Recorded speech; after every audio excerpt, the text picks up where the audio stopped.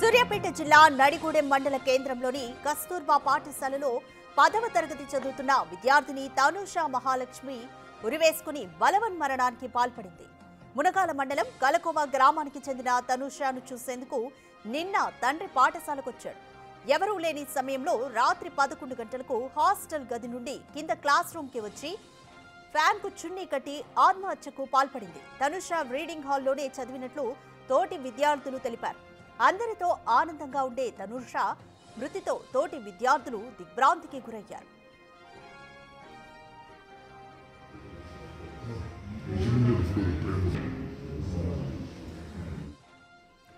More details మా ప్రతినిధి రమేష్ అందిస్తారు. రమేష్, తనుష ఆత్మహత్యకు గల కారణాలు ఏమైనా తెలుస్తున్నాయా? నిన్న తండ్రిని కూడా కలిసింది అని చెప్తున్నారు. సో తండ్రి ఏం చెప్తున్నారు?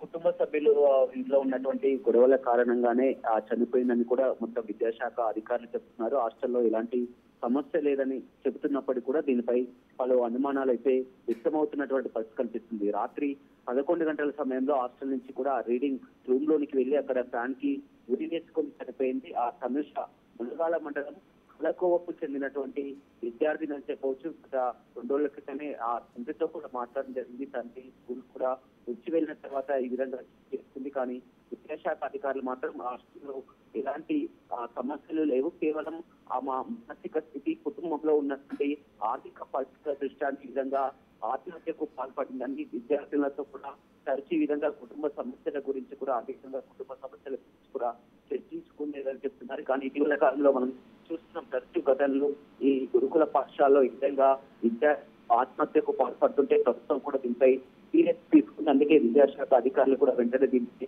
స్పందించు కేవలం కుటుంబ సమస్యల కారణంగానే మృతి చెందింది, ఆత్మహత్య చేసుకుంది. కానీ ఎలాంటి గురుకుల పాఠశాలలో ఎలాంటి ఇబ్బంది ఏమీ లేదని కూడా చెప్తున్నారు. కానీ కుటుంబ సభ్యులు మాత్రం ఇప్పటివరకు ఎటు తెలుసుకోలేకపోతున్నారు.